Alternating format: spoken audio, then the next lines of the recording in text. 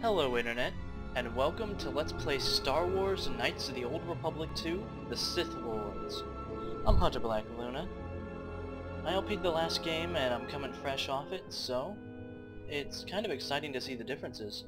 This was the first KOTOR game I played and then I went back to play the first one. But I'm kind of rusty at it now.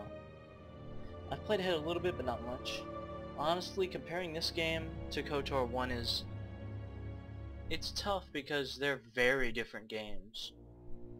And yet it's obvious that they're both KOTOR games. You'll see what I mean when we go along, hopefully. So let's get started. The character generation system is very similar. However, we start out as Jedi Knights this time. Well, sort of. We can choose the Jedi classes. Consulars are best at the Force, Sentinels have skills and abilities, and Jedi Guardians hit stuff really hard. In the first game we were a Guardian, but in this game I kinda like taking the path of the Sentinel. So we're gonna do that. If you've played KOTOR or D&D or any RPG based off D&D, like KOTOR, you'll recognize a lot of this stuff here. This is probably one of my favorite heads for the General, who's your character. He's called the General or the Exile, and I like the General. Supposed to be a little bit of an older character, you know, a war veteran. Attributes. Every 2 points you spend in an attribute increases the attribute modifier, which affects a whole bunch of stuff. Strength determines how good you are with melee attacks, both in your to-hit rolls and your damage. Dexterity measures your defense and your capability with ranged attacks. Constitution gives you health and resiliency. It also determines what types of implants the character can use. That was a feat in the first KOTOR. Intelligence determines your skill points and modifies a lot of your skills. So having a +2 modifier in intelligence really helps your skills go a long way.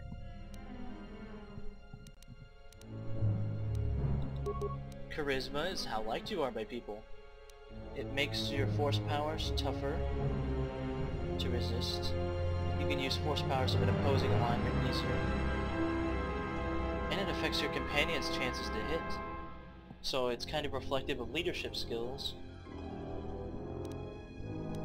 And wisdom is basically the stat that force users rely on the most. It determines your force points and modifies force power saving throws. Also, this game has a lot more skill and attribute effects on the game, and especially dialogue. So, for instance, oh, and by the way, here's my build. Generally balanced, but like KOTOR 1, strength, intelligence, and charisma are going to be emphasized a little bit. In this game, having a good skill in, say, awareness means your character will actually notice stuff that happens. I'm going to crank up Persuade. Security and stealth in this game are actually, well, they're worth taking a look at, put it that way. Treat injury is always good. Computer use is nice to have, and because it's governed by intelligence, we get a +2 modifier, so our effective skill in computer use is actually 4, which is what we need to reduce the number of computer spikes. And even though repair is a cross-class skill, we can do the same with that. I might even want to take a point in demolitions. I'll think about it. If I put a point in demolitions, I can put another point into awareness, and with the wisdom modifier, that's 4. So this is generally the build that I'm happy with, a little bit of everything. There's 1 point left that we can distribute. Oh, let's do security.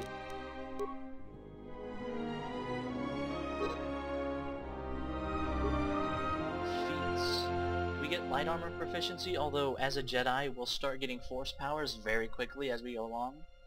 So, in a way, armor doesn't matter even more than it didn't matter in the last game, at least for us. There's 3 types of special attacks for ranged and melee, just like in KOTOR 1. And there's levels of proficiency. And we're pretty much good to go with just about anything. And we get these. Force Immunity Fear is the special Sentinel ability. Just like in the last game, Jedi Sentinels just don't get afraid. And as we level up, we will automatically gain immunity to stun and paralysis. Not the worst thing in the world. There's some fights where it's really good stuff. Jedi Sense is something they innovated in this game to help counteract the fact that Jedis really can't wear armor effectively. It just gives them some defense because they're Jedi and they're awesome like that. The General also gets a special feat called War Veteran, but it doesn't look like it even shows up here. We'll have to look at it later. You got the standard KOTOR 1 feats that give you more skill points in various areas, saving throws, toughness, 2-weapon fighting for fighting with 2 weapons, and dueling for a single one-handed weapon, toughness. And you can also change skills that are cross-class to a standard class. I really like that. As a matter of fact, for our very first level up, we are going to go with class skill repair.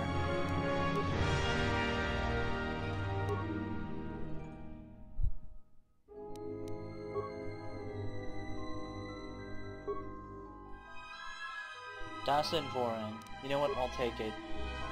The random name generator in this game is significantly more disappointing than in KOTOR 1, so that one's kind of okay, and it's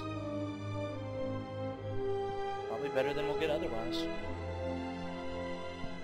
So here's our character. One final note, just like in KOTOR 1, no cutscenes at all. Not only do they not record, but they still crash the game. Sorry guys. I hope that will not diminish your enjoyment too much as we proceed forward.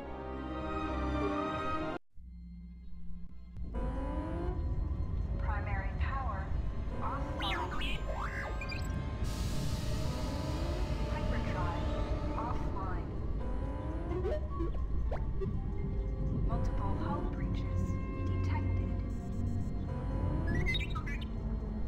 Proximity alert.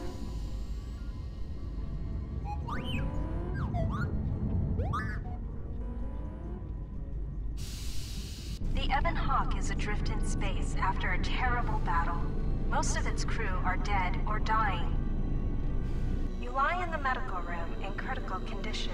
You won't survive long without medical attention. The hyperdrive is damaged. Main power must be restored in order to bring the engines online and dock with the nearby Paragus mining station for much-needed repairs. Your fate and that of the Ebon Hawk depend upon T3M4, a lone astromech droid. Return to this location at any time to skip the prologue. Let's go ahead and do the prologue, everybody. Press WASD to move T3M4 and turn. Press caps lock to toggle first-person free look. Hold control to look about.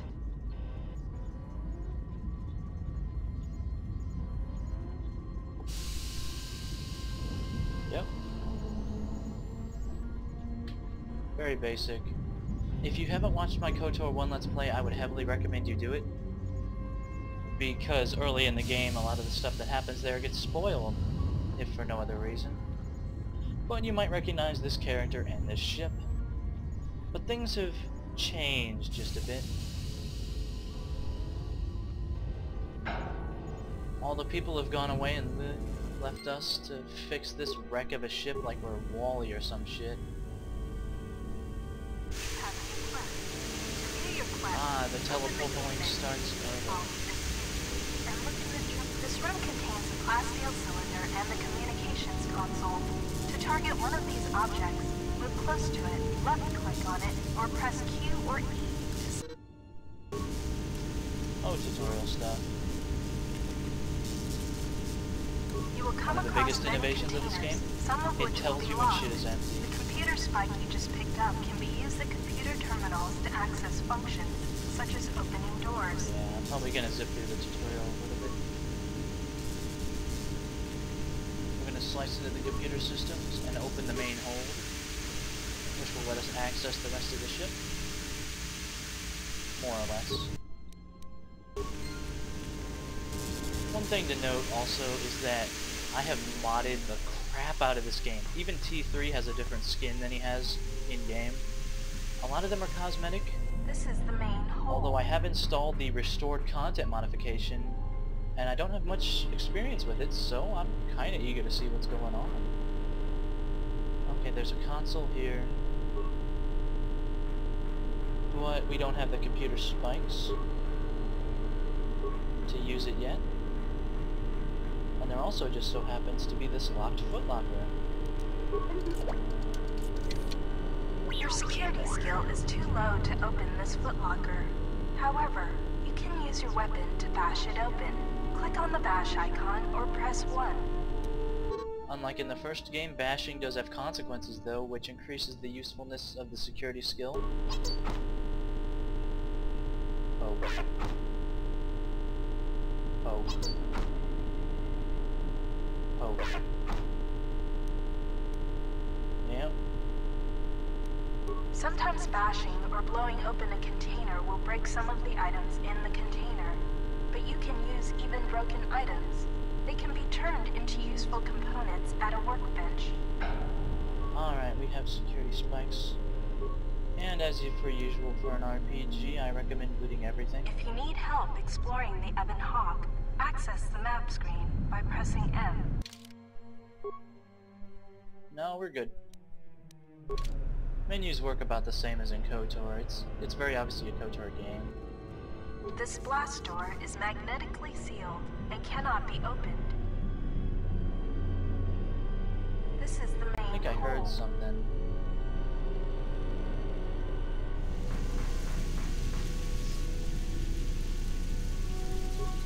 You can hear a banging noise coming from the other side of the door to this storage Yeah, now I hear it. door. It's a little faint. But the door is sealed shut and cannot be opened. There's somebody from the sealed in outside. there. There isn't much we can do to help him for now, though.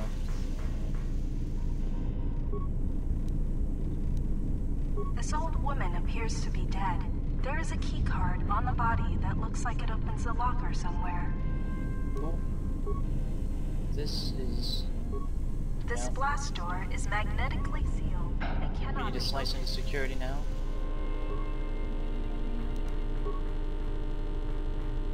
Okay.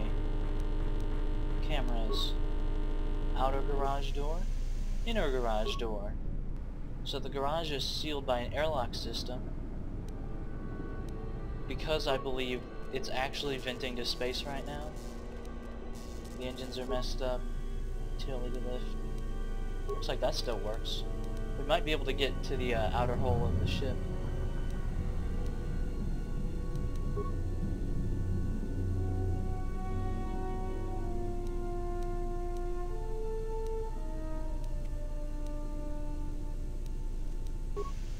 Yeah, see.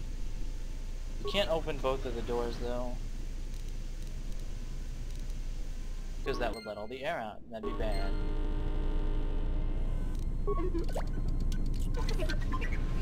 And we hack it and we're in. You'd think gaining control of security would let us get in here anyway. This is the medical room. Here we are. You are in critical condition. You will need a med pack to be stabilized. Yep. Luckily T3 is not bad at this. Although I distinctly remember the last time I tried to use him to save us all, there were complications. The med pack can stabilize your condition. Here you go. Success. You are stabilized. To recover fully, you will require the medical facilities at the Paragus mining station. but you are not in any danger of dying from your wounds right now. That's a step up. This lift will take you to the outer hull of the Ebon Hawk, where you will find many parts and mines to use for accessing and repairing the hyperdrive. Use the lift controls to go up. Not right now. There's something I need to check. There's the airlock, there's the engine room. This door is damaged and cannot be opened with your security skill or by bashing it. You will have to find and use an explosive trap to open this door. As if the tutorial wasn't obnoxious enough, it's pretty quiet on my end, even compared with other sounds. This is the car. Talking to other characters is much like using the computer console in the cockpit. Scroll through your response options or move the mouse cursor.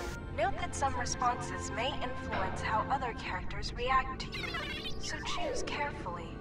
Furthermore, certain skills, powers, and attributes may modify what choices you have, or how successful you are with those choices. To a much greater extent than the first game, as I've said already. 3CFD is malfunctioning. You can fix him by using a part. Luckily, you have already found one. If you repair 3CFD, he can join your party and assist you in repairing the ship. Success! You have fixed 3CFD. Now he will join your party. After a brief stirring speech to raise our morale.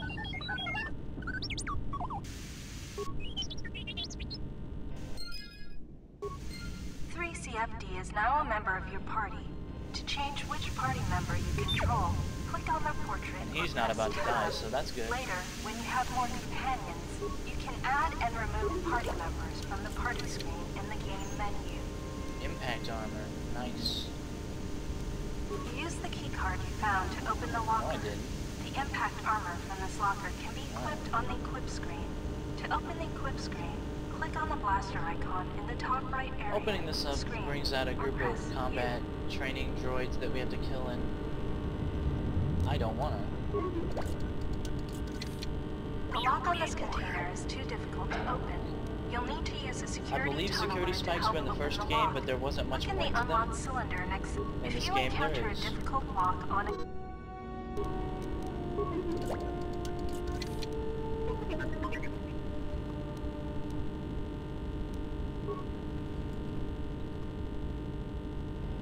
We're just gonna skip the combat training.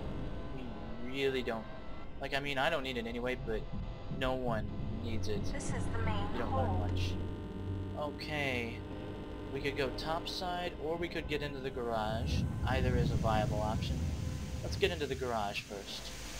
This is the To garage. do that, we need to turn on solo mode, which means our party will stop following each other. This is the One of the main droids hole. can use the security console. Close it up behind him. Open up the other door. And voila. Viola, as the French would say.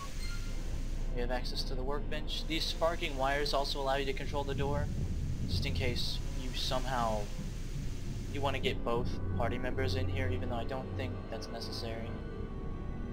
That obviously This won't glass open. door is magnetically. When the Ebon Hawk has landed, this is where you will go to exit the ship. The door is sealed shut, but the magnetic clamps are not engaged. You may be able to override the door's locking mechanism from out. This is the starboard Yeah. dormitory. This And you is can the see why the garage. airlock has been engaged. We are just open to space right here. Something hit it really hard and the swoop bike is gone even. This is a workbench. With a workbench, you can break down objects in your inventory into components. You can then use the components to create repair kits, weapons, armor, and upgrades. Because of the damage to the Ebon Hawk, this workbench has limited functionality. You can still use it to create a repair kit, which you can use to repair yourself. Use the workbench to break down the items you've found into components. Then use the components to create a The repair workbenches kit. in this game actually have a great deal more use than in the first game.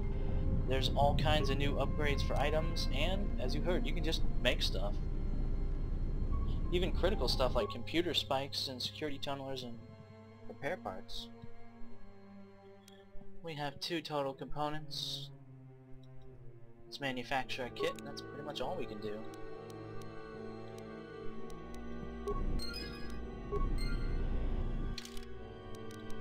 Let's see.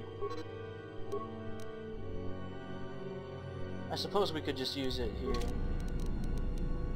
And we can choose to use it on ourselves or our friend, interestingly enough.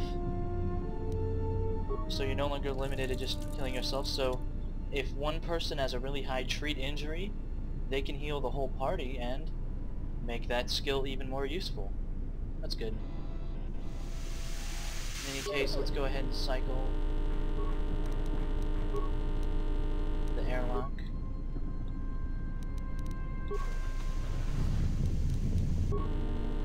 Turn off solo mode, and let's head out. Let's head out topside, I guess. This is the utility lift. You can use this lift to take you to the outside of the Ebon Hawk.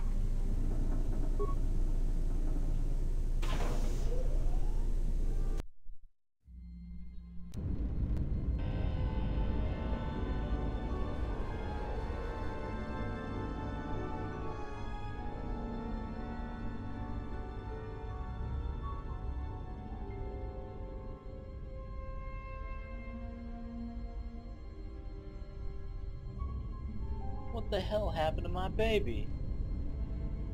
Well, I guess we'll figure that out. This is the starboard side of the Ebon Hawk. There's a whole bunch of lit up here. This open hatch has some parts that will be useful for getting main power restored.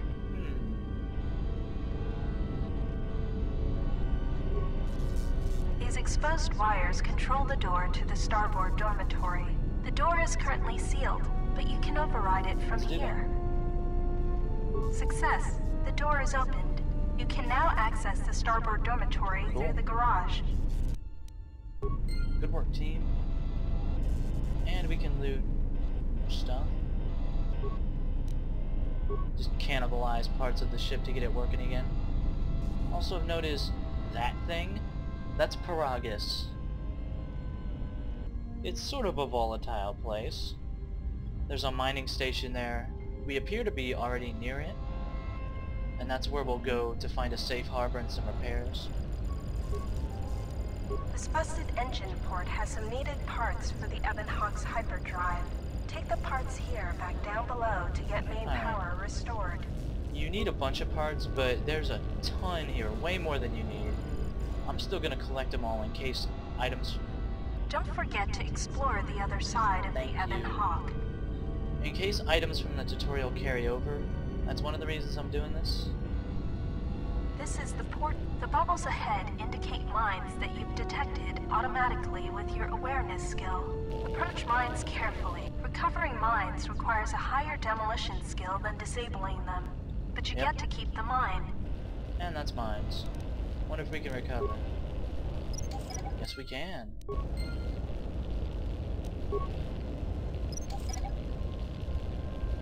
And a missile that apparently failed to go off fully. You can use the explosive device in this missile to blow open the engine room door inside the Ebon Hawk. This will give you access to the hyperdrive. After you plant a mine, back away quickly so that you do not take damage. So don't stand on the mine. Got it. 3 parts. This is one of the Ebon Hawk's quad laser turrets. They are damaged, but you can scavenge some parts from it to use in repairing. Alright, I think we're done up here, guys.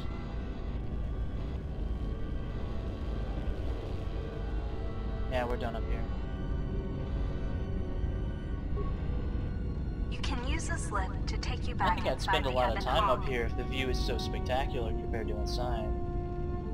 If I was a droid and I didn't have to worry about air and stuff.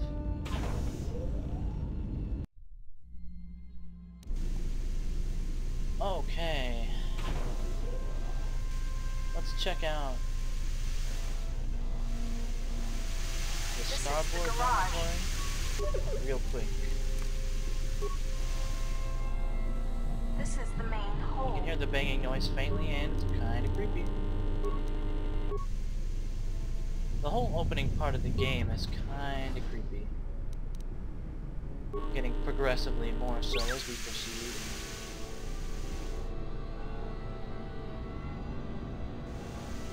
From the prologue, we don't have anything to fear. More parts. And a flamethrower. You found a droid flamethrower. This is one of the special weapons that droids can use. To equip it, open the equip. This is the garage. Let me do it one more time, and we're done in that section.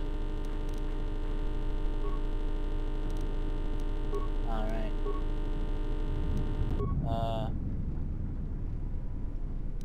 Alright. Weird. Wouldn't surprise me if this game is just a little on the glitchy side. Just a smidgen. Okay, the only place we haven't checked out yet. This is the engine. Plant the mine on the door. Then have the game freeze up and the explosion not happen, and well, we got through the door. This is the engine room. The port engine is shut down, but appears intact. Fixing the hyperdrive will allow you to restore power to the port engine and bring primary power online. As I understand it, we won't be able to make the jump to FTL, but we will be able to limp on conventional drives over to Paragus. The hyperdrive is suffering badly. You won't be able to make the jump to light speed until it is fully repaired, and you do not have the needed equipment here on the Ebon Hawk. However, you should be able to rig the hyperdrive to restore primary power and bring the port engine online. This will allow you to dock with the Paragus mining station for full repairs. The hyperdrive is suffering badly. However, success. The hyperdrive is online. Primary power is restored. Only one step remains. Return to the galaxy map in the cockpit and travel to Paragus. Good repairs, guys.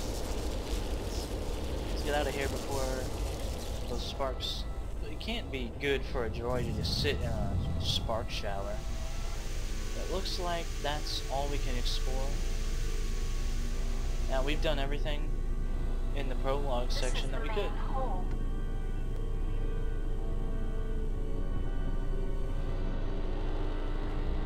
Honestly, if you skipped over this part and went to like video 2, this is the cockpit. Couldn't blame you. Couldn't blame you. You can now plot a course to the Paragus mining station. You bet I can. The Paragus 2 mining station. Let's go. The sensors show the door to the storage compartment is being sliced. There is someone, or something, else alive on the Ebon Hawk.